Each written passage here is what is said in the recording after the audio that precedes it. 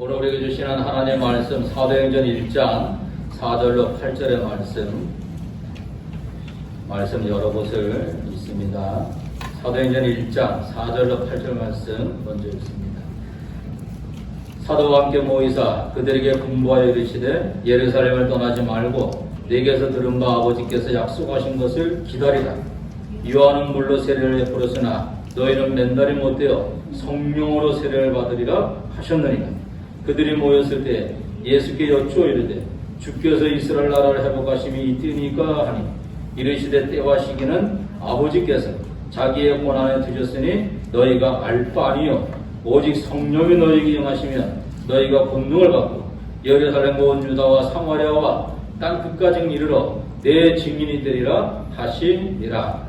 아멘. 12절로 14절의 말씀. 제자들이 담나몬이라 하는 산으로부터 예루살렘에 돌아오니 이 산은 예루살렘에서 가까워 안식일에 가기 알맞은 길이다. 들어가 그들이 유하는 다락방으로 올라가니 베드로, 요한, 야고보, 안드레와 빌립, 도마와 바돌로메, 마테와 및 알페오의 아들 야고보, 세로인 시몬, 야고보의 아들 유다가 다 거기 있어 여자들과 예수의 어머니 마리아와 예수의 아우들과 더불어 마음을 같이하여 오로지 기도에 힘쓰니라. 아멘. 2장 1절로 4절의 말씀. 오순절날이 이미 이르매 그들이 다 같이 한 곳에 모였더니 호련히 하늘로부터 급하고 강한 바람 같은 소리가 있어 그들의 앉은 온 집에 가득하며 마치 불의 혀처럼 갈라지는 것들이 그들에게 보여 각 사람 위에 하나씩 임하여 있더니 그들이 다 성령의 충만함을 받고 성령이 말하게 하심을 따라 다른 언어들로 말하기를 시작하니라. 아멘. 37절로 42절의 말씀. 그들이 이 말을 듣고 마음이 찔려 베드로와 다른 사도들에게 물어 이르되 형제들아 우리가 어찌할꼬 하거늘 베드로가 이르되 너희가 회개하여 각각 예수 그리스도의 이름으로 세례를 받고 제 사함을 받으라.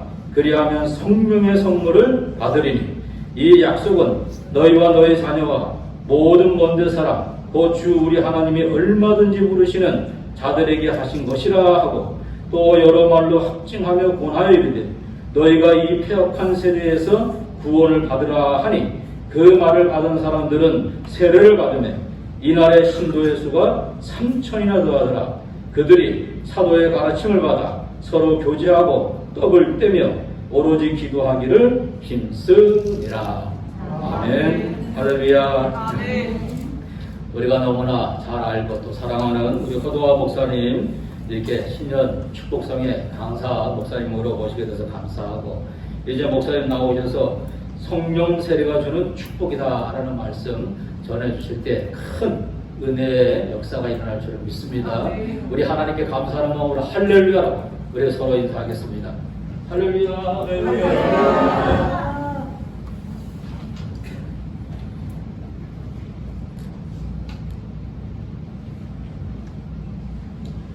참 오늘 많이 기다렸습니다. 왜냐하면 제가 알기로는 코로나가 한창 시작되기 전에 사실 김대수 목사님이 이런 신년 축복성회를 저한테 그래도 먼저 언지를 줘서 나름대로는 꽤 준비하고 있었는데 코로나가 그냥 한 벌써 2년, 만 2년 전이네요. 그래서 이렇게 무산되고 그 다음에도 또 코로나 계속되고 이랬는데 다행히 요번에도 이 신년 축복성회를 하긴 하는데 김대수 목사님이 약간 조건을 단서를 하나 붙여가지고 뭐냐면 코로나 상황이 이제 어느 정도 이렇게 잠식되어 가지고 이렇게 모이는 거 불편하지 않을 정도 되면 그때 그래서 괜히 또 그 말 듣고 또 기도하게 되더라고요. 이것도 괜히 또 무슨 몇 년 전에도 한번 계획을 했다가 안 됐는데 왜 그러냐면 대본교회는 오고 싶었어요.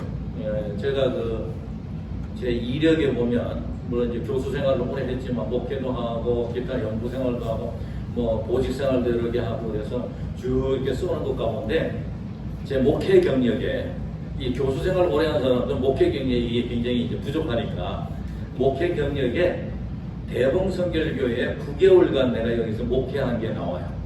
거짓말 아니잖아요. 9개월간 제가 어떻게든지 여기 와서 예배 인도하고 말씀 함께 나누고 했던 그런 이건 실제였기 때문에 그래서 제가 담대하게 제 목회 경력에 보면 이 9개월간 대봉성결교회에서 그래도 목회했다 이렇게 이제 써놓는 거예요. 그래서 저는 자랑스럽게 생각합니다.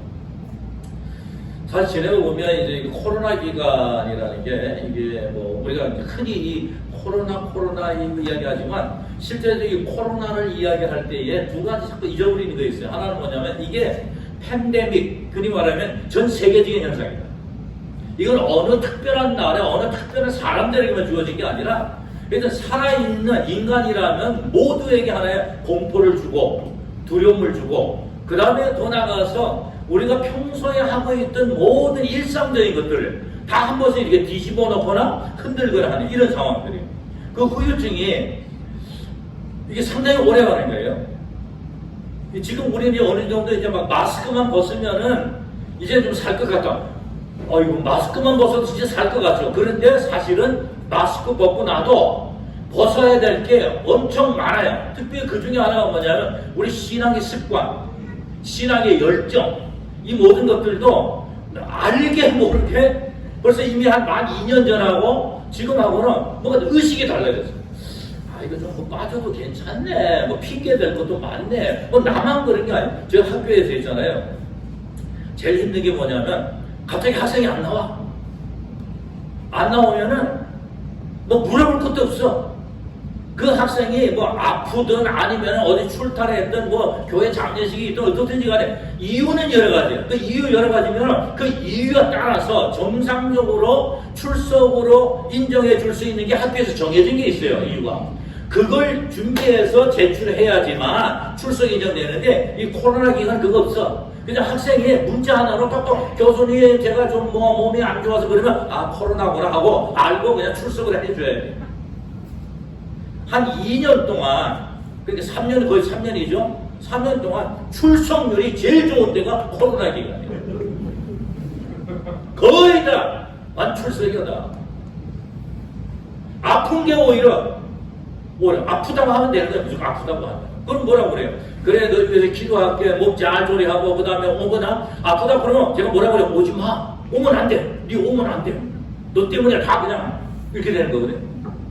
그래서 이제 이런 게 뭐냐면 우리가 일반적으로 이렇게 정상적으로 여기는 모든 것들이 이게 뭔가 우리가 알게 모르게 핑계도 되고 여러 가지 양해도 되고 변명도 되고 이런 거예요. 그런 가운데 우리 신앙도 마찬가지예요. 신앙생활도 하나님이 적당하게 코로나 기간이니까 근데 교회 목사님도 그렇고 그 다음에 이런 거예요. 목회자들도 마찬가지예요. 이 코로나 기간 때에 성도들을 연달처럼 말이죠. 신앙을 회복하고 열정을 회복하기 위해서 그러면 어떻게 예배 드려야 되고 기도해야 되고 사정 드려야 되는데 이거 자꾸 하면은 불안한 거예요. 모이지 말라 하지 행정명령이 와가지고 집회 자주 연락하지 말라 그러니까 나만 열심히 할 수도 없는 거예요. 이런 것들이 우리들로 하여금 알게 모르게 신앙의 열정과 본질적 이런 면들을 적절하게 이렇게 다 뒤로 놔두고 핑계거리 다 만들어준 거예요. 나만 그런 게 아니니까 우리 교회만 그런 거 아니니까. 그래서 이건 무슨 현상이에요? 팬데믹 전 세계적인 현상인 거예요. 오히려 이제 이런 거 잘 됐다 싶어가지고 신앙생활에 좀 쉬자. 그래서 우리나라에는 가나안 성도라고 흔히 얘기해요. 가나안 꼭 그러면 안 나가. 이제 교회 안 나가. 가나안 안 나가 하는 성도가 400만 명이더라고요. 400만 명. 엄청난 숫자예요. 이게 계속 늘고 있다는 거예요. 이 코로나 후유증이에요. 교회 나가봐야 이 교회 나가 신앙생활 하면 힘든 게 뭐냐면 뭔가 열정을 가지고 열심히 뭔가 해야 옆에서 던져도 발 팍 차버리고 말이야. 유혹이 와서 딱 때려버리고 이 힘이 생기는데 이게 잡아당기고 여러 가지 이유를 그러는데 실실실실 끌려가는 거예요. 나만 그런 거 아니니까. 다들 그러니까. 이게 정상이라. 그래서 이 가나안 성도 안 나가 하는 성도들이 한국에 유독히 많은 거예요. 한국에. 왜 유독히 많으냐? 한국에 그동안 어느 세계의 교회들과 열정을 가지고 정말 최선을 다해가지고 이 신앙생활을 해왔는데 가장 피해가 많은 거죠. 가장 피해가 많다는 얘기는 뭐냐면 어떤 궤도의 열정을 가지고 이만큼 왔으면 이 열정을 지켜야지만 이 신앙생활을 오래 열심히 한다는 이 얘기는 뭐냐면 이것이 나의 강점이요, 이것이 나의 건강이요, 이것이 나의 모든 것들을 막을 수 있는 이게 큰 힘인데 우리가 이제 그거 알았어요.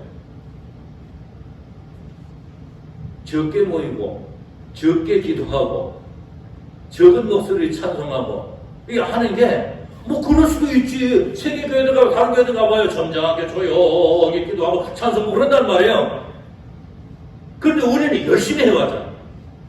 그런데 이 열심히 해온 게 마치 이게 다들 그러니까 그렇게 하는 거지라고 생각했는데 열심히 하다가 열심히 멈추니까 우리에게 오는 게 뭐야? 그 열심이 없다 보니까 여기저기서 구멍이 생기고 질병이 생기고 영적으로 흐려지고 약해지고 하는 현상들이 생기는 거예요. 그것이 우리나라의 그 가난한 성도, 안 나가는 성도들이 400만 명이 됐다는 거예요. 이거는 우리가 부인할 수 없는 거예요. 그래서 또 하나 이 코로나 기간 동안에 우리가 이게 신년 축복 성회를 하면서 하나 더 생각해야 될 건 뭐냐면 이게 바이러스예요. 바이러스. 이게 세균이라고. 세균의 특징이 뭔지 아세요? 알게 모르게 살짝쿵 하면서 다가오는 거예요. 이게 낮게 포격해가지고 살짝 스며들어오는 거예요. 한꺼번에 확 들어오는 게 아니라고요. 파도처럼. 이게 슬쩍슬쩍 하면서 나도 모르는 사이에 이런 식으로 잠식하면서 서서히 들어오는 거거든요. 이게 되게 무서운 거예요. 우리가 신앙생활 하면서요. 왜 이 마지막 때에 끼어 있어야 된다, 겸손해야 된다, 왜 기도해야 된다, 왜 모여서 찬송하고 말씀 가지고 해야 된다. 이게 왜 중요한지 이제 알아야되니까. 우리의 영원한 적은 뭐예요? 우리의 영원한 적은 그는 악한 마귀와 사탄의 영이 어떻게든지 요때다. 이 코로나 기간 때가 없으니 요때 하나씩 갉아먹어가지고 요때 쓰러뜨려야 되고 요때 구멍을 내게 만들어야 되고 요때 주저앉게 만들어야 된다. 이게 코로나 기간 동안에 악한 영이 성도들한테 다가와서 살살 꼬셔가면서 영어로 꼬신다는 영어가 뭐예요? 꼬신다는 영어. 그거 몰라? 김순애 전도사. 영어가 뭐예요? 꼬신다는 영어. 꼬실라이제이션. 내가 뭐 엉뚱한 거 이야기하겠어? 꼬신다고요. 그래서 근데 이게 정말 무서운 거예요. 나도 모르는 사이에 조금씩 스며들어. 그래서 이게 신년 축복 성회에 목사님 말씀하시고 그래서 그동안 이제 준비하면서 무엇을 우리 대봉교회 성도님들과 함께 저도 이 한 해 동안에 어떻게 신앙생활을 해야 될까 이제 고민을 하고 기도하다가 주제를 성령 쪽으로 정합니다. 그래서 두 가지를 하긴 했는데 오늘은 성령 세례에 대한 얘기예요. 성령 세례. 이 성령 세례라는 이 부분이 이게 신앙생활을 하는 사람들한테 요사이 같은 데는 정말 중요한 거예요. 그 다음에 이제 다음 주일에는 이게 이제 성령 충만에 대한 말씀을 전하려고 그래요. 구체적으로 저도요, 제가 학자로서 이렇게 신앙생활 학생들 가르치면서 최근에 와가지고 한 몇 년 전부터 제가 성령에 대한 관심을 갖고 연구하고 발표하고 매번 이제 이렇게 하기 시작했는데 학생들이야 목회하는 분들이에요. 그분들이 저보고 뭐라고 하는지 아세요? 교수님, 왜 이거를 진작 안 가르쳐주고 이제 와서 가르치고 그래? 너무 웃기네. 아니, 교수가 이제 가르치든 전에 가르치든 나중에 가르치든 그건 뭔 상관? 지금이라도 들었으면 됐지. 뭐라고 하는지 아세요? 이걸 몇 년 전부터 진작 알고 진작 교수님이 이걸 진작 가르쳐줬으면 내가 목회 현장에서 이걸 써먹었으면은 우리가 말이지 이 교회가 더 붕대했을 텐데 왜 이렇게 늦게 가르쳐줘? 이런 얘기 하더라고. 막 나무라는 거죠 보고. 근데 내가 대답 뭐라고 그랬어요? 나도 야 늦게 알았더라. 나도 일찍 알았더라면 내가 왜 이걸 안 가르쳐주고 가만히 있겠노? 이게 학자들이요 성령에 관하여서 연구를 할 만한 이게 무슨 근거를 못 찾아요. 근데 한국교회가 벌써 꽤 한 7, 8년 전, 10년 전부터 그때부터 이 한국교회에 어떤 일이 생겼냐면 목회자들이 다들 힘들하고 목회 힘들하고 막 이럴 때에 모여가지고 도대체 이 한국교회는 온갖 종류의 모든 프로그램 뭐 이런 것들 다 해봤는데도 불구하고 이제는 구멍난 거예요. 다 바닥났어. 다 해봤어. 뭐 전도 폭발부터 시작해가지고 뭐 온갖 프로그램들 다 해봤다고. 세계에서 조작하는 거 다 했는데 그런데도 여전히 그냥 이게 거품일 뿐이라. 그래서 깨달았던 게 뭐냐면 이젠 성령밖에 길이 없다. 성령님 붙잡고 하는 길밖에 없다. 뭐 계란기든 찬송이든 설교든 성령님의 도우심이 없으면 이거 안 되는 거다. 이걸 그때서 알았어요. 아니 이건 성경에 옛날부터 이미 기록된 건데 우리가 이건 여기저기 이건 사도행전 1장 2장 6장 이 내용이 다 뭐예요? 예수님하고 3년 동안 같이 먹고 자고 했던 사람들이 안 된 거야. 안 된 거. 아무것도 안 된 거예요. 아니 우리 그런 생각이 주님 살아계셔서 여기 오셔서 저와 함께 선도 잡아보고 그러면 내가 몇 달 동안 선도 안 씻고 말이에요. 주님 내가 만들어 놓은 말이지 뭐 음식도 좀 잡수시고 그런 말에 그 영광을 해도 뭐 그러면은 그 회상하면서 그 감동적인 이걸 가지고 하면 신앙생활 막 하는 거 알 것 같지 않아요? 천주 계신 나들은요 어디에 무슨 뭐가 나타났다고 그러면 난리 납니다. 여행 가고 찾아갔다 와야 되는 거야. 우리 성지순례 하듯이. 그 신앙생활 하는 사람들 그런 하나 있어요. 희망사항이 뭐예요? 뭐 좀 예수님 만나봤으면 어디 가가지고 예수님하고 뭐 된 거 이런 증거 같은 거 이걸 하나 좀 증거를 가지고 뭐 기념될 만한 거 했으면 그러면 내 신앙생활이 훨씬 더 나아지고 막 이럴 거라고 생각한다고. 그리고 착각이요. 죄송하지만 그거는 쓸데없는 생각이에요. 왜 제가 이런 얘기 하는지 아세요? 예수님의 제자들은요 오히려 반대로 이야기해요. 예수님 제자들 뭐라고 하는지 아세요? 이 사도행전 1장 2장에서 예수님하고 먹고 자고 다 해봤다고 우리 3년 동안 나 직장도 버리고 가족도 뒤로 하고 그래가지고 그분 쫓아가가지고 그분 옆에서 같이 살고 먹고 자고 했단 말이요. 근데 결과가 뭐요? 어떻게 돼요? 그분 원망하고 그분 저주하고 그분 부인하고 그분 숨고 그분 팔고 이거 무슨 얘기예요? 우리는 제자들처럼 말이에요. 예수님하고 같이 이렇게 먹고 자고 하면 이거는 분명히 막 하나님께 같은 놀라운 막 능력을 베풀고 막 이럴 것 같았는데 제자들 말하면 에이 아니요 나 그때 잘못 알고 있어. 뭘 잘못 알았는데요? 예수님하고 먹고 자는 게 중요한 게 아니라는 거예요. 예수님과 함께 뭐 손을 만지고 그분하고 같이 식사를 나누고 떡을 떼고 막 이게 중요한 게 아니라는 거예요. 그분하고 몇 년 동안 같이 있었고 그분의 설교를 몇 년 동안 들었고 이게 중요한 게 아니라는 거예요. 그거 가지고 변화 안 되더라는 거예요. 제자들 그 얘기를 하네요? 안 바뀌지더래. 저는 이런 얘기 들으면 제가 설교학자로서 저도 막 답답해요. 그래서 묻고 싶은 거예요. 그럼 도대체 무엇이 당신들을 변화시켰어? 무엇이 당신들을 예수님이 하셨던 그 일들을 감당해낼 수 있게 변화시켰어? 도대체 무엇이? 그걸 여러분과 함께 곰곰이 깊이 생각해보고 1년 동안에 그 중심을 잡고 그 길을 걷고 가고 싶은 거예요. 제가 던지는 질문은 뭐냐면 특히 여기 베드로 같은 경우가 베드로 그러면 뭐 그냥 정말 봄수표 많이 달리고 말 앞서서 잘하고 말 잘하고 그러면서 또 뒤로 가가지고 눈물 흘리고 땀 치면서 회개 잘하고 근데 그건 되게 장점이에요. 베드로가 사도행전 2장에 보면요 아니 무슨 설교학을 배우고 뭐 언변이 좋고 그런 것도 아니거든요.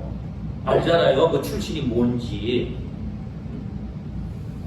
근데 이 베드로한테 매력 있는 게 있어요. 제가 가끔씩 이런 노래 부르는 개사에서 부르는데 예수님이 탁 뒤에는 호숫가에 나타나가지고 밤새가지고 뭐 금을 던지고 막 했는데도 거기가 안 잡히고 그러니까 시리에 빠진 제자들 갑자기 나타나 한다고 내가 거기 그러지 말고 저쪽 오른편에 한번 더 던져보게나 이렇게 했단 말이에요. 그래가지고 나타난 뭐 거기가 막 잔뜩 잡히고 막 이래가지고 했을 때에 베드로가 그때 막 뛰어나와가지고 그분 앞에 엎드려가지고 나는 죄인으로서이다 하면서 자기 죄를 얘기하면서 그 거룩한 분하고 가까이 있기가 자기 민망스럽다 그 얘기를 하잖아요. 그래서 베드로의 18번 곡이 있어요.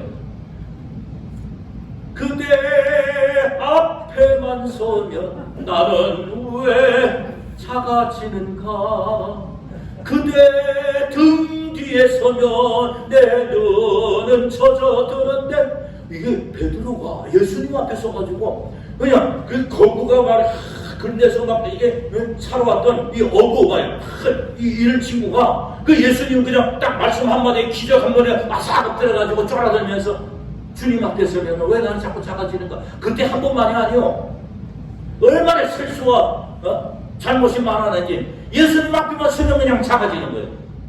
그리고 예수님이 쏙 돌아서가지고 오른쪽 가시오 그러면서 그래 가서도 뒷모습만 봐도 막 내가 회개가 되고 눈물이 젖어들고.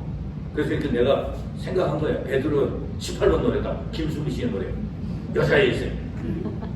아니 근데 베드로가 이런 베드로가 여기 사도행 2장에 보면 사람들 앞에서 설교를 했는데 결과가 뭐냐? 이들이 마음이 찔리고 회개를 하면서 도대체 어떻게 해야 우리가 당신이 말씀하셨던 그 예수 그리스도 그분을 내 구주로 모시면서 그분처럼 부활의 신앙을 가지고 변화되는 삶을 당신들처럼 이렇게 살 수 있겠습니까? 라고 물었을 때에 베드로가 말했어요. 세례받고 성령으로 능력을 받아야 된다는 얘기했단 말이에요. 이 얘기가 뭐예요?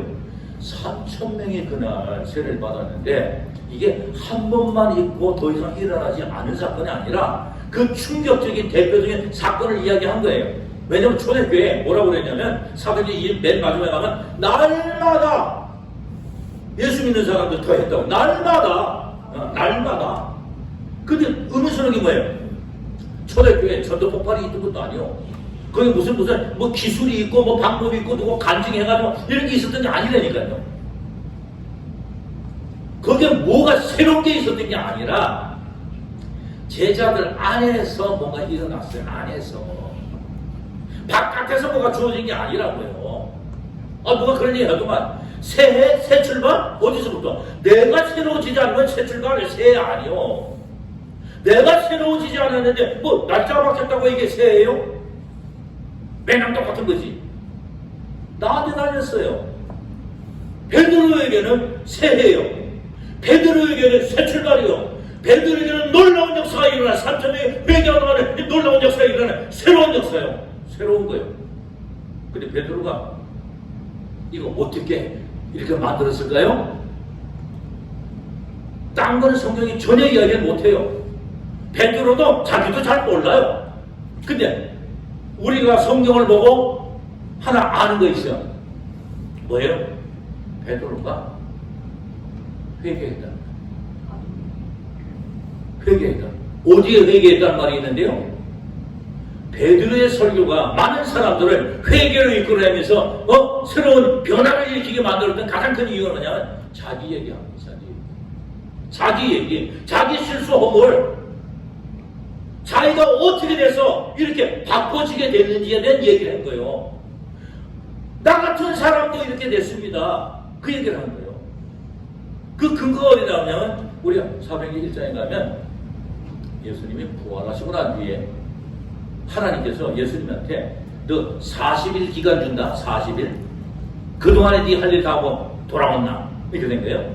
그 40일 동안 예수님이 부지런히 뭐 했어요? 흩어지고 숨고 부인하고 저주했던 그 제자들 다시 찾아 나섰어요. 좀 그런 생각이에요.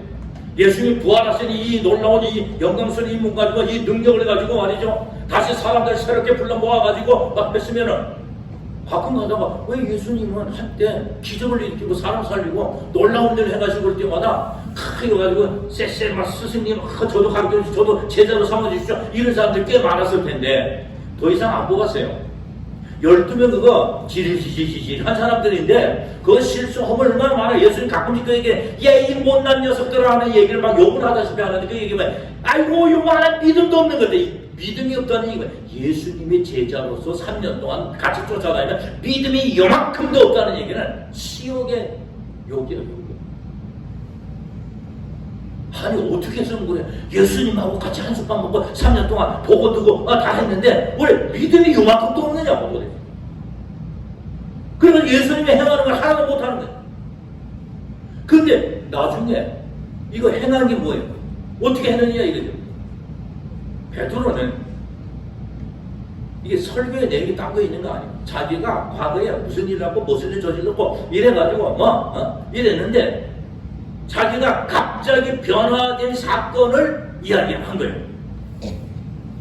여러분들이 이렇게 해야 됩니다 하고서 자기 경험을 가지고 간증하면서 이야기를 한 거예요. 그게 사도행전 제1장에 보면 예수님 부활하시고 제자들 다시 불러 모아가지고 다시 새로운 출발하자 해서 불러 모았어. 그래 예수님을 따르던 다른 사람들까지도 다 예수님 부활하신 분들 보고 모여들었어. 그래가지고 감난산이라는 데 500명이 모이죠. 500명. 거기서 예수님이 이제 마지막 다시 부탁을 하면서 부탁이 뭐예요? 너희들이 이제 떠나면 안 돼. 다시 흩어지면 안 돼. 내가 하나님께서 이루신 놀라운 능력, 이 부활의 증거를 너희들 보여줬으니 이제부터 다시 시작한다. 흩어지면 안 돼. 다시 모여라. 그래서 뭐라고 그랬어요? 모여라. 하나님께서 약속하신 때에 성령이라고 하는 놀라운 하나님의 선물을 너희들에게 보내실 때인데 그거 받을 때까지 흩어지지 말고 모여 있으라고 그랬어요. 그 성령만 너희들이 받아서 체험하면 그때는 제일 먼저 나타나는 현상이 뭐냐면 능력이 생겨요. 능력. 이 능력이 너희들을 변화시킨다는 거예요. 너희들이 스스로 할 수 없는 것들을 그걸 완전히 바꿔놓는다는 거예요. 제자들은요 이 산 위에서 그 얘기를 쭉 하시고 했는데도 흩어지지 말라 모여 있으라고 했는데도 몇 명이 도망갔어요? 다시 380명은 다 갔어요. 120명이 남았어요. 120명이 자 얼마 동안 10일 동안 열흘 동안 성령이 사장의 2장에 말하는 성령이 막 급하고 강한 바람처럼 막 그냥 사람들을 쓰러뜨리고 그 속에 들어가가지고 새로운 언어를 이야기하고 그냥 놀라운 것들을 체험하게 만드는 이 역사가 모든 사람에게 한 사람 포함해서 일어나는 이 모든 사람에게 임할 때까지 10일간 예수님이 성찬하시고 10일 동안 무엇을 했을까? 이게 굉장히 궁금합니다. 10일 동안 도대체 뭘 했길래 10일째 되는 날에 모여들었던 그곳에 이런 놀라운 현상들이 일어나면서 저들이 담대하고 말을 할 수 있고 겁을 내지 않고 그리고 자신의 약점과 허물도 담대하게 이야기하면서 그러면서 베드로 같은 사람이 나가서 복음을 전해가지고 3,000명이 회개하는 일이 어떻게 일어나느냐 이거예요. 그걸 설명해 주는 중요한 관건이 뭐냐? 사도행전 2장이 아니에요. 그거는 나타난 현상이에요. 그걸 일으키게 된 준비가 뭐냐면 여기에 우리가 읽었던 14절부터 나타나는 저들이 120명이 예수님 승천하시고 나는데 허전하게 그 바라보고 있던 그분이 다시 올라가는 걸 쳐다보고 그러면서 하나 기억한 겁니다. 흩어지지 말라고 모여 있으라고 그랬어요. 그래가지고 하나님이 성령을 선물로 줄 때까지 기다리라고. 그래 저들이 120명이 다시 돌아와서 마가 요한의 다락방에 모여서 무언가를 했다. 10일 동안 뭘 했을까? 딱 한 단어 나와요. 저들이 모여서 기도하기를 힘쓰리라. 사랑하는 성도들, 기도가 뭔지 아세요? 기도는 하나님 앞에 나를 내놓는 시간. 기도는 하나님 만나는 시간. 기도는 하나님 앞에 서는 거예요. 그리고 이 기도에 가장 큰 능력을 받고 이게 응답받는 가장 최고의 비결은 뭐예요? 정직한 게 밖에 없어요. 성경 곳곳마다 뭐라고 그래요? 바울이 하는 얘기는 뭐예요? 하나님이 우리가 뭘 필요한지, 뭐가 부족한지, 뭐가 있어야 되는지 다 아신다고 그래요. 근데 왜 기도해요? 근데도 왜 기도하라고 그래요? 그걸 하나님이 다 아신다라고 하는 이 부분을 믿나 안 믿나? 하나님은 우리의 필요한 모든 것들을 다 알고 계셔서 그분이 때를 따라서 도우시고 역사하신다고 그러기 때문에 너희들이 기도할 때에 먼저 감사함으로 기도하면서 하나님의 능력이 필요한 일들을 위하여서 기도해야 되는데 우리가 보통 기도할 때에 자꾸 하나님 앞에 섰다. 하나님 앞에 내가 정직하게 바랜다. 그분 앞에는 감출 것이 없다. 속여봐야 다 이미 다 알고 계시다라고 하는 이런 그 하나님의 존재를 망각하고 기도하는 거예요. 무슨 마치 무슨 돈 빌려줘가지고 뭐 빚 내놓으라는 식으로 말이죠. 하나님 나 그동안에 뭐 11조 내고 몇 년 동안 내가 교회 직분 생활했는데 하나님 이러시면 안 됩니다. 나 안 도와주시면 안 된다. 와가지고 말이야 무슨 따지듯이 기도한다니까.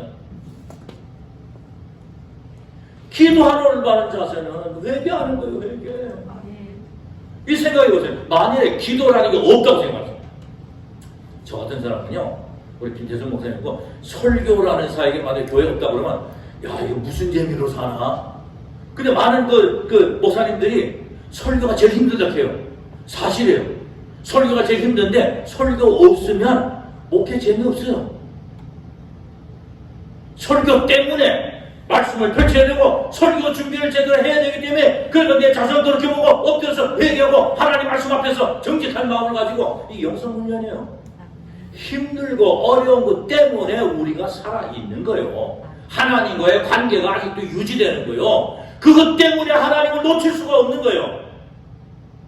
근데 기도 이게 뭐예요? 기도는 하나님의 영역을 체험하기 위해서 하는 게 기도 시간인데 이 하나님의 능력을 하나님을 진짜 만나고 그분을 접할 수 있는 가장 중요한 건 뭐냐? 정직한 거예요. 여러분 정직하다는 게 뭐예요?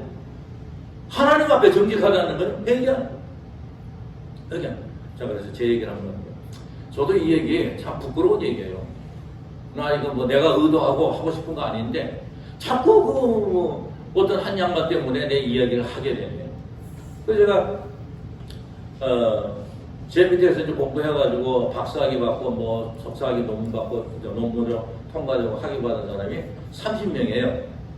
뭐 짧은 기간 동안 그래도 30명이 학위를 받았는데 부산 쪽에 목회하는 분들이 그 학위를 많이 받았어요.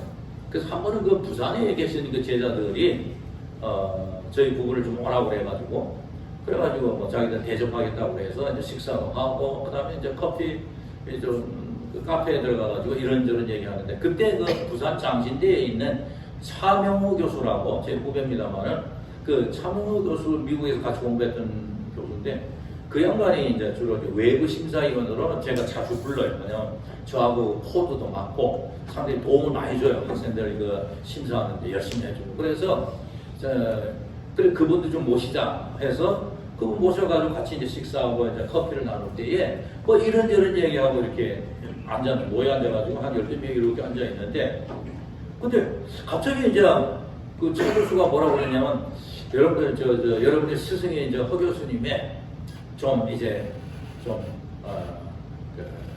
뭐랄까 비하인드 스토리를 좀 이야기해. 그거 내가 바짝 긴장하죠. 이게 제자들은 내 장점만 알고 막 이러고 있는데 뭐 비하인드 스토리 이야기한다 그러면 뭔가 이게 뭐 좀 안 좋은 얘기잖아요. 조금 이게 불안한 거라. 또 그다음에 집사람도 옆에 앉아 있고 그런데 무슨 얘기를 시작하냐면 그 제가 사실 미국에 유학을 갈 때에 36살에 유학을 갔어요. 여기서 공군분복에 대해서 목사 안수를 받고 11년 동안 이제 군대에서 있고 목회하고 그러다가 도저히 안 되겠다 싶어가지고 유학을 가서 그래가지고 이제 두루 대학에 가서 이제 박사 공부를 할 때인데 늦게 가니까 아이들도 초등학교 3학년 1학년짜리 데려갔죠. 아내 또 이제 저 때문에 뭐 사실은 이제 여기 뭐 정화의 교편 생활하는 것도 그만두고 서울 올라갔다가 시집살이 하다가 그 다음에 이제 미국을 같이 이렇게 또 나중에 오게 됐는데 저 나름대로 이제 나이가 많다 보니까 어떻게든지 막 공부를 몰아쳐가지고 막 밤을 새워가면서 이렇게 하는 스타일이었어요. 그래가지고 다른 사람들은 보통 아무리 빨라도 4년, 5년, 6년, 7년 막 이렇게 걸리는 걸 저 3년 만에 다 끝냈어요. 3년에 이제 끝낼 수 있었던 이유가 몰아치기를 한다요. 뭐 제2외국어, 제3외국어, 뭐 그다음에 그 종합시험 이런 것들은 딴 사람들은 막 6개월, 1년 걸리는 걸 저는 한 달에 막 다 끝내는 식으로 해가지고 그래가지고 최대한 해가지고 논문도 막 열심히 써가지고 그래가지고 마지막에 이제 논문 심사하는 그 모임을 가졌는데 일반적으로 보통 이제 논문 심사를 하고 그러면은 그 이제 후배 목사님들이 와서 막 응원을 하려고 와서 참관을 해요. 왜냐면 교수가 막 질문을 하고 발표하고 막 하는 이런 이제 학문적인 대화를 나누는 데이기 때문에 그리고 와서 막 여러 사람이 막 참석하고 앉아서 있는데 그래가지고 오럴 디펜스라고 해요. 그 마지막 시간이 끝나고 이제 교수들 이제 3명이 방 안으로 들어가 있어요. 그 들어가면 거기서 이제 의논해가지고 이제 나오면서 얼마 있다 좀 나오면서 제일 먼저 하는 소리가 뭐냐면 딱 우리 지도 교수부터 시작해가지고 딱 손을 내면서 Dr. Hart, congratulations 이렇게 이제 하는 게 이제 일반적인 거거든요. 근데 빨리 안 나와 교수 세 명이. 아, 그럼 바깥에 웅성웅성하고 나도 이거 뭐가 저렇게 오래 걸려? 뭐 심사 결과를 하는데. 한참 있다가 나오더니 왜 지도 교수가 나한테 이렇게 쓱 불러더니만 한 번 더 논문을 좀 다시 써야 되겠대. 그래 갑자기 무슨 얘기냐 그랬더니 이게 흑인 여자 교수가 한 사람이 있는데 이 양반이 부심인데 이 양반이 끝까지 저를 통과를 마시겠다는 거예요. 그걸 왜 그러냐 그랬더니 내가 마틴 루터 킹 주니어에 대해서 이제 연구를 하면서 그 예언자 설교라고 하는 이제 그런 주제를 가지고 논문을 써서 그걸 가지고 다시 미리 중간에 가서 뭐 이렇게 수정하고 뭐 하는 거 다 해가지고 다 끝나고 그러기 때문에 오럴 디펜스 마지막 과정을 갔는데 갑자기 그거 와가지고 흑인 여교수가 뭐라고 하냐면 네가 알고 있는 마틴 루터 킹 주니어는 반쪽짜리다. 무슨 반쪽짜리야 이렇게. 당시 논문 자료로 해가지고 마틴 루터 킹 주니어를 가지고 쓴 얘기는 다 백인들 중심으로 그리고 전 세계에 나가 있는 백인들이 써가지고 백인들의 이런 관점에서 썼던 자료들이라는 거요. 그럼 그런 자료들 다 그랬더니 아니라는 거요. 네가 몰라서 그러는데 흑인들한테는 마틴 루터 킹 주니어를 아주 부정적으로 아주 매운 것처럼 나쁘게 여기는 그런 사람들이 꽤 많다는 거예요. 그 사람들이 주로 어디냐면 미국의 남부. 아직도 힘들고 어렵게서 미시시피, 알라바마, 미시간, 그런 쪽에, 남쪽에 있는 그쪽에서는 흑인들이 마틴 루터 킹 주니어를 매국 노라고 해요. 흑인들하고 놀아나면서 했지, 실제적으로 자기들한테 무슨 혜택을 준 게 없대. 다 백인들하고 관계하고 대도시에서 막 이런 데서 있었던 사람들한테나 무슨 인권 운동하고 이랬지. 내가 그걸 아나? 외국에서 온 사람들 그걸 알 리가 없거든요. 그러면 중간에 그 얘기를 해줬어야지. 근데 뒤늦게 그 얘기를 하는 거예요.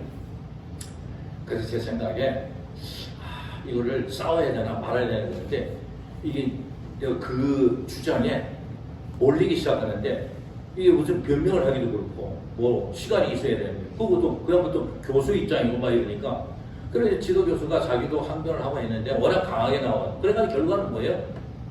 다시 쓰는 거예요. 자, 그러면 그거 좋아요. 그럴 수 있다고 칩시다. 근데 나는 뭐가 돼요? 아내, 두 아들 와 있어.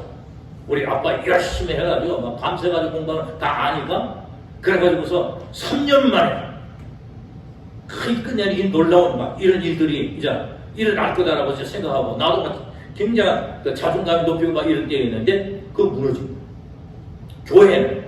교회에도 이제 말이지 그래 좀 알려져 가지고서 우리 교회 목사님이 말이지 이런 나이에 와가지고 공부 열심히 해가지고 남들이 못하는 이런 일을 막 업적을 내는데 대단하게 여기게 됐어. 그 다음에 그 뒤에 따라오는 후배들 한인들만에 한국 학생들 탁 와가지고 축하한다고 마지막 와가지고 쫙 앉아있고 그래 우리 집사람 잔치 한다고 음식 다 주문해가지고 다 준비해놨어. 이거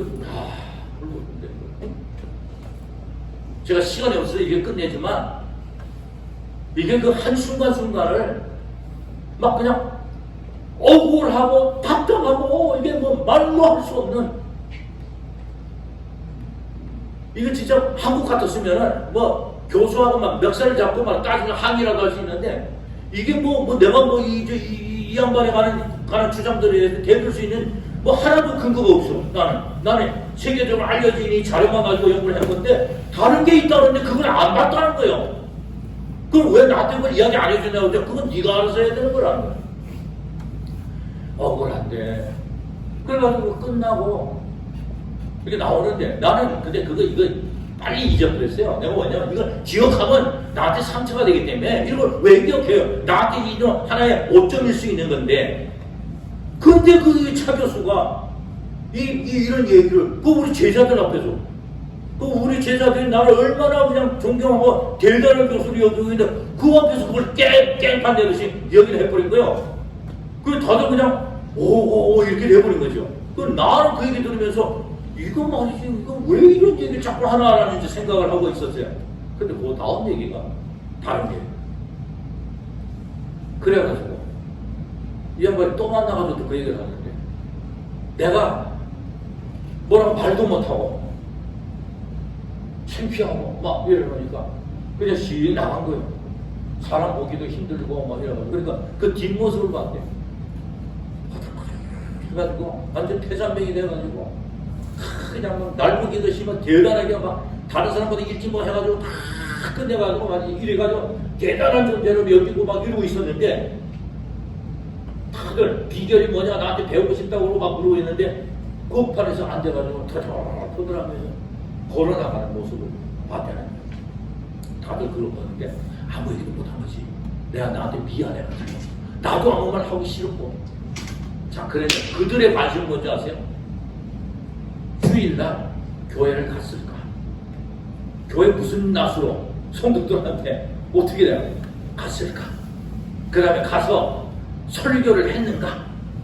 설교를 했다면 무슨 설교를 했을까 도대체? 응? 그는 정말 자존감이 다 무너져가지고 제가 한 며칠 동안요, 그러면 학교를 쳐다보는 걸 막, 학교도 쳐다보냐고, 그 여교수, 그 웨스트라고 하는 그 여교수, 저걸 어떻게 처리할까 말이야. 막 별 생각을 다 했다니까. 잠도 안 하고 막 아무것도 하기 싫은 거야. 이제 다 끝난 거야, 인생이 말이야. 왜 그러냐, 그때 서울신학대학교에 뭐라는 교수님이 총장이 됐는데, 그분이 이제 미국에 가끔씩 가족들이 있어가지고 저를 기다리고 있었어요. 영순이 서울신학대학에. 바로 이제 학위 끝나자마자 바로 와가지고 교수로 모셔가겠다고. 그래서 저도 그것 때문에 나도 또 희망이 돼가지고 더 열심히 했던 거거든요. 근데 그것도 다 이제 무너지게 돼버리고 다 그런 상태인데, 그 차명희 교수가 자기들이 주일날 예배가 끝나고 다 기숙사로 이렇게 돌아왔는데, 저는 그때 기숙사에 앉아서 바깥에 있었어요. 근데 제가 있던 교회에 박정도사라는 사람이 같은 교회에 있었는데, 그 기숙사에 있었는데 만났대요. 그래서 궁금해 물었대. 어이 박정도사, 허목사 오늘 교회 왔어? 물었대. 어휴 왔어요. 오 그래? 그럼 뭐 했어? 설교했어. 오 설교까지 했어. 그럼 뭔 설교를 했는데? 그랬더니 이 박정도사가 그래요. 오늘 그 설교 제목이요, 망하게 하신 하나님 할렐루야.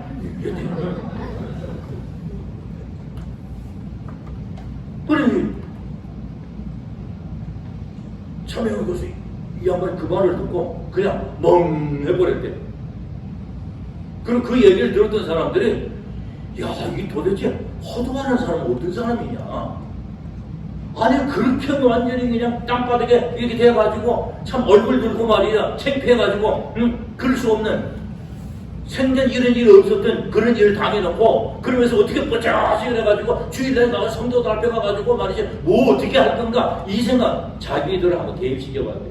자기가 그 당시에 조그마한 교회 목회라고 했는데 교회가 너무 힘들고 그래가지고 그 목회를 때려치우고 그냥 이제 세상으로 나갈까 말까 하고 막 이런 이제 고민을 하고 있었던 터였는데, 망하게 하신 하나님 할렐루야 라는 제목을 가지고 설교를 했다는 거예요. 아니, 그 얘기를 그 제자들이 있는 모임에서 하는데, 너도 생판 모르는 얘기요. 나는 그런 사건을 내가 기억하기 싫은데 그 양반 때문에 내가 이런 얘기를 지금 하게 됐다고. 별로 그렇게 기분 싹 좋은 거 아니요. 3년 만에 싹 끝내고 왔더라면은 이러면 더 멋있었지.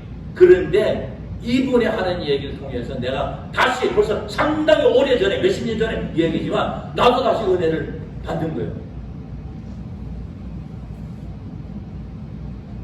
묻더라고. 도대체 당신은 어떻게 해서 그런 일 당하고 그 며칠 동안 주의를 기다리면서 어떻게, 무슨 생각을 하고 어떻게 무언가를 했길래 그 주일날 성도들 앞에 가서 조금 더 주저하지 않고 망하게 하신 하나님 할렐루야라는 제목을 가지고 설교를 할 수 있었어. 그걸 묻더라고. 그 쉽게 그렇게 된 건 아니에요. 정말 죽고 싶은 심정이었거든요. 모든 기회가 다 날아갔거든요. 한국으로 돌아올 때부터 시작해서 학교 자리에 나영순이 잡아놨던 것부터 내 희망의 모든 것들. 근데 가족들한테 사실은 가족들이 와서 위로하고 괜찮아 하고 또 하면 되지 뭐 이렇게 말을 하는데 내가 이 자존감이 완전히 다 떨어져. 아이들한테는. 그동안 잘한다 열심히 하고 막 통과 남들보다 빨리 하고 맞아 A 플러스 막 이러면서 하여튼 못 모든 게 다 물고 혼내다 사라져. 내가 그동안 했던 말이 다 말도 안 되지. 그런 그 일주일 동안을 보내면서 공부가 돼요? 다시 논문이 쓰여져요? 마지막 바라고 있던 몇 년 동안 수고해가지고 있던 그 기회가 다 사라졌는데 다시 또 시작해가지고 1년을 어떻게 해?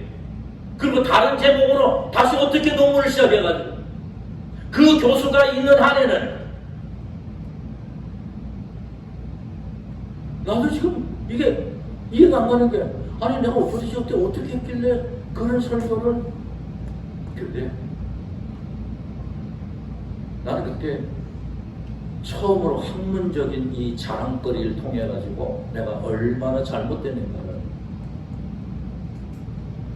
하나님은 그런 기회를 다 거두시는 이유를,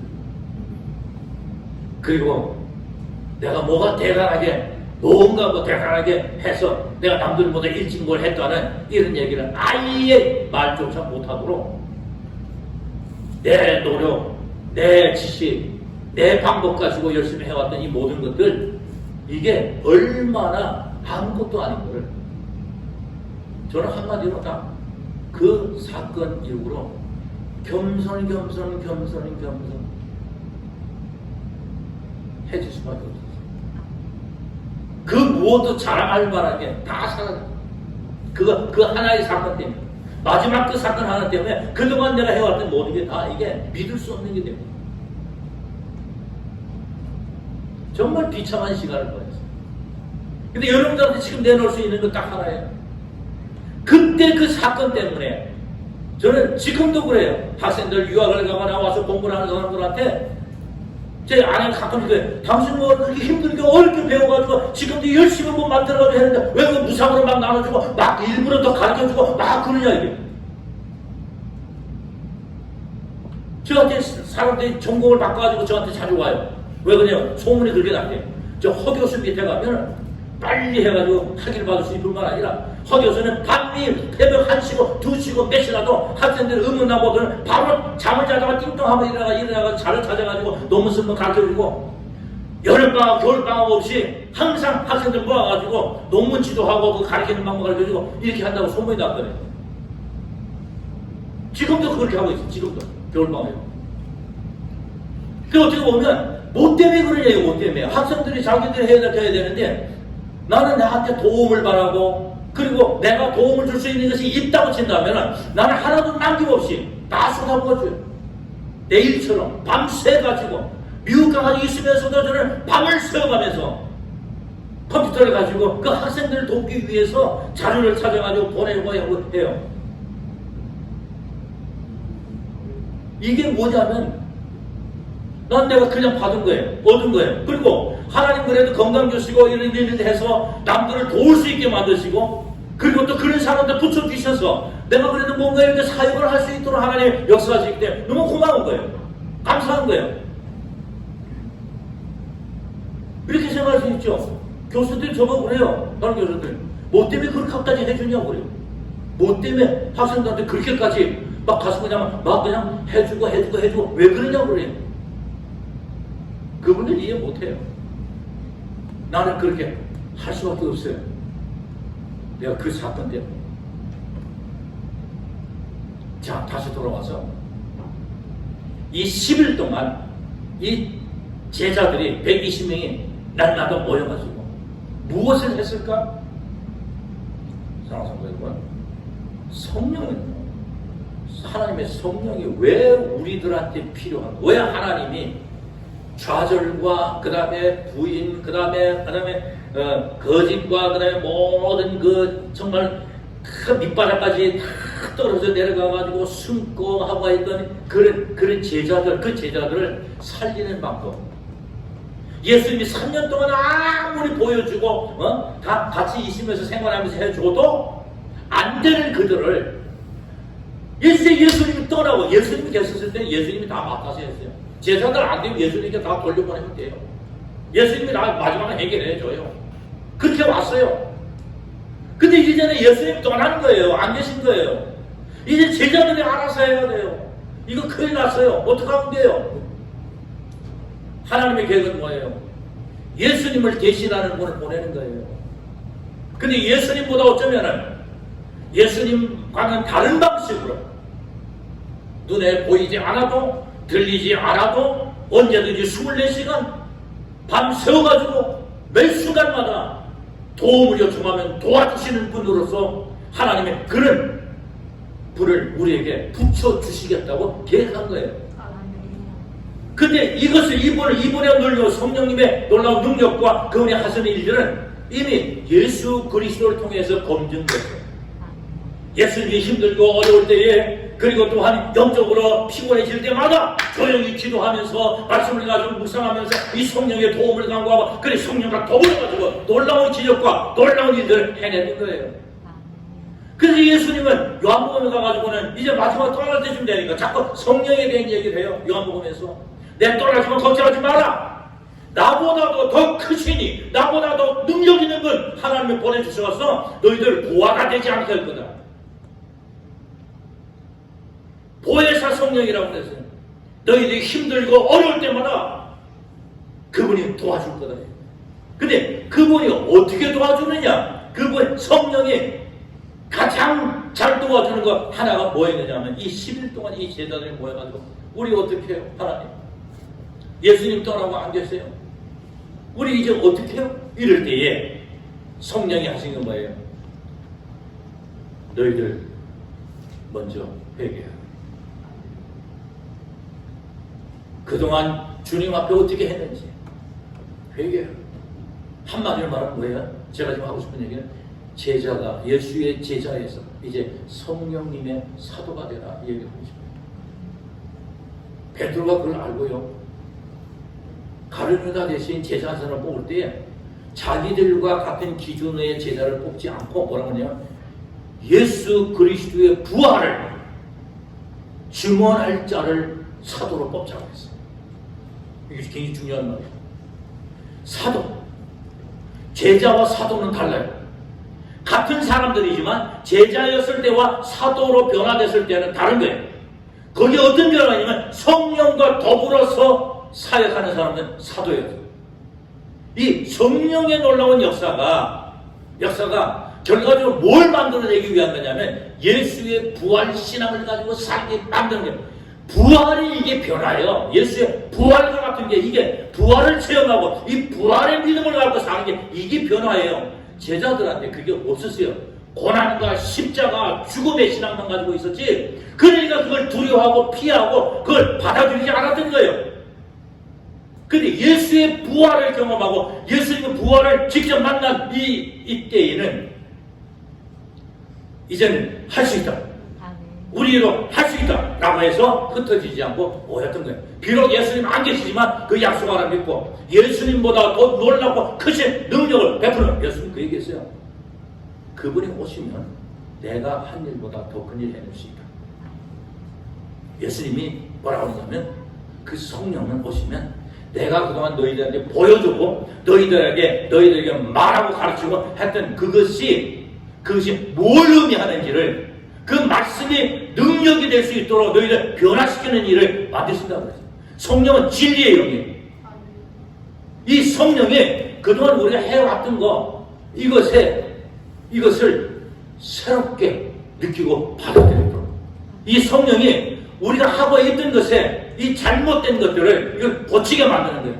그래서 여러분들한테 이제 정리하고 싶은 건 뭐냐면 이게 예배 드리는 거, 교회 나오는 거, 하나님을 만나는 거 딱 간단한 거예요. 회개하러 오는 거예요. 회개하러 오는 거예요. 한 주일 동안, 이틀 동안, 3일 동안 세상에 지나고 있던 모든 것들 교회 올 때 하나님 만날 때는 먼저 회개할 때 찾아야 돼요. 그게 제일 지혜로운 거예요. 회개를 찾는다는 게 뭐예요? 회개한다는 건 그것은 바로 하나님의 능력을 인정한다는 거예요. 내가 하나님 앞에서 회개를 찾아 회개를 하나님 앞에 한다는 얘기는 뭐예요? 하나님이 살아계심을 믿는다는 거예요. 그분이 나의 하나님이고 용서하시는 분이고 나를 새롭게 만드시는 분, 능력 있는 분을 믿는다는 뜻인 거예요. 회개하지 않은 사람은 하나님을 진정으로 만났다고 말할 수 없어요. 예배 시간에 예배가 끝나고 난 뒤에 여러분 얻은 게 뭡니까? 라고 했을 때 난 내가 용서함을 받았습니다. 하나님으로부터 내 용서함을 받았습니다. 평안함을 얻었습니다. 이거 회개하는 자만이 살아요. 여러분 이런 생각하는 경우 있어요. 매번 똑같은 회개해야 돼요. 우리는 똑같이 실수해요. 그런데 진정한 회개를 하면 똑같은 실수는 없어요. 회개하는 길만이 우리가 살아나고 이길 수 있고 변화될 수 있는 유일한 길이에요. 저는 이 회개하고 난 뒤에 그 다음에 어떤 일이 일어나는지 다음 주에 말할 때 성령 충만에 대한 방법을 이야기하지만 오늘은 여기까지만. 왜 성령 세례가 필요하냐면요. 이 성령 세례는 물세례 알죠? 여러분 물세례를 받는 건 뭐예요? 세상 가운데 다른 걸 믿다가 다른 종교를 믿다가 다른 세상에 속에서 살고 있다가 예수를 섬기고 예수를 믿겠다고 하나님을 믿어보겠다고 해서 회심했거나 아니면은 개종했던 사람들이 이게 여러분들은 저 같은 경우는 좀 쉬웠죠. 아버지 어머니 목회자들이 그러니까 그냥 교회 나오다 보니까 이렇게 됐는데 저한테도 성령 세례가 역사하시는 이 증거가 있어요. 성령 세례는 바로 과거에 말하면 어떻게 세상 가운데 이렇게 살고 여기에 묻혀 살고 이걸 중요하다 여겼다가 그러다가 이걸 포기하고 돌아서서 나는 이제 예수를 내 주를 믿고 늘 예수님을 향하여 내가 살아가겠습니다. 이 세상과 죄악과 모든 것들을 사탄아 물러가라 이제 나는 너희들하고 사귀지 않는다고 방향을 돌려서 새로운 삶의 주의를 찾아가지고 신앙생활을 하기로 했는데 그래서 그런 결단에 의해서 물세를 주지만 물세례 받았다고 세례 받았다고 완전 변화되는 건 아니에요. 그건 하나의 증표로 이제 전환이야. 터닝 포인트일 뿐이지. 그 다음에 그리스도인이 살아갈 때에 여전히 시험이 있고 여전히 세상에 삶이 있고 여전히 우리의 육신을 가지고 살아야 돼요. 그런데 달라진 건 뭐예요? 내가 내 주를 믿기로 작정했고 그리고 주님이 어떤 능력을 가지시고 하나님 무슨 일 행하시는지 알기 때문에 그분이 원하시는 삶의 방식을 따라가면 되는데 아직 그 깊이 못 들어간 거예요. 그래서 또 쓰러지고 또 넘어지고 또 죄를 짓고 또 죄를 짓고 하는 거예요. 그럼에도 불구하고 이 제자들과 베드로가 똑같은 실수를 그렇게 많이 했지만 어느 순간 진정한 회개가 일어난 거예요. 진정한 회개. 그 뭐예요? 정직한 거예요. 하나님 앞에 정직하는 거 이것만큼 중요한 거 없어요. 하나님 앞에. 그래요. 하나님 이미 다 알고 계십니다. 우리가 속여도 어쩔 수 없어요. 감춰도 어쩔 수 없어요. 하나님은 더 이상 건드리지 않아요. 왜요? 나도 지가 뒤기 당해가지고 돌이키기 전까지는 생명을 물론 지켜주세요. 우리가 이미 성경 속에서 많은 인물들이 어떻게 회개하고 어떻게 성령 세례를 받아서 놀라운 능력을 가지고 변화되는 출발된 새로운 삶을 살게 되는지를 우리가 성경 속에서 발견하는 이것이 굉장히 중요한 거예요. 그 전환 포인트는 회개밖에 없어요. 진정한 회개가 바로 성령의 능력이 우리에게 임하도록 하는 거예요. 그래서 저는 분명히 말합니다.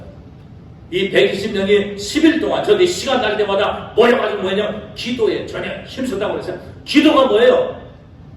저는 이 초대교회에 다른 무엇보다도 기도만큼 중요한 게 없어요.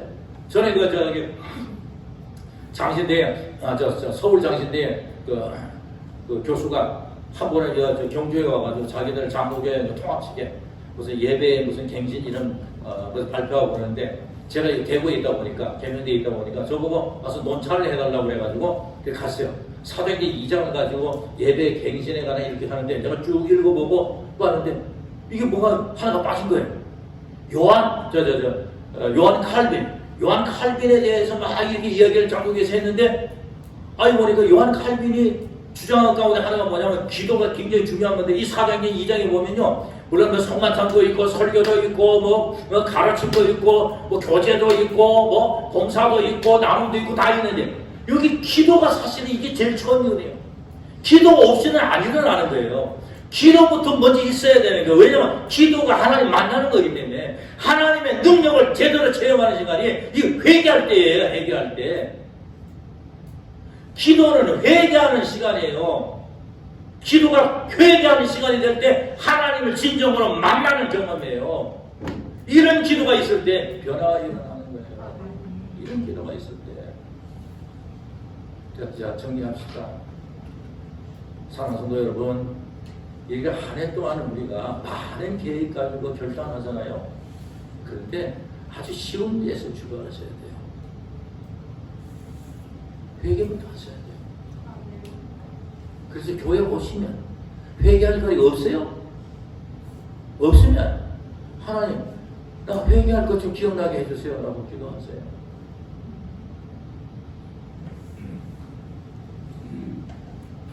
말씀을 들을 때도 그 말씀을 그냥 이해하려고 하지 말고 나한테 비춰주는, 나를 수술하는, 수술대에 올라가 있는 것이고, 그 말씀에 내가 회개할 게 뭔가 바로 적용하세요. 말씀 들을 때마다, 읽을 때마다, 기도할 때마다 바로 나에게 뭘 변화시키는 거야. 나한테 뭘 회개하라고 그러지? 저 찬송은 나한테 뭘 지적하는 거지? 그게 가장 겸손하고 은혜 받는 길이에요. 회개할 걸 찾는 사람이 가장 은혜를 받는 거예요. 그게 신앙생활의 가장 큰 축복이에요. 사랑하는 성도 여러분들이 오늘부터 시작해가지고 이제 전혀 좀 다르게 어떤 신앙생활에 어떤 시간과 공간 속에 있을 때에 뭘 들을 때, 뭘 읽을 때, 뭘 느낄 때 나에게 뭘 요구하는지 축복 말고 내가 뭐 잘하고 잘하는 거 찾는 거 말고 먼저 내가 무엇을 변화시켜야 되는지, 뭐가 잘못되는지를, 뭘 회개하라고 하는지를 먼저 찾는 신앙적인 습관을 가지셔야 돼요. 그래야 기도 자꾸 하게 돼요. 왜요? 용서받는 이 기쁨이 용서를 통해 하나님 나와 함께 하시고 도우시고 하는 그게 확 드러나는 거예요. 신앙의 즐거움과 기쁨이 있는 거예요.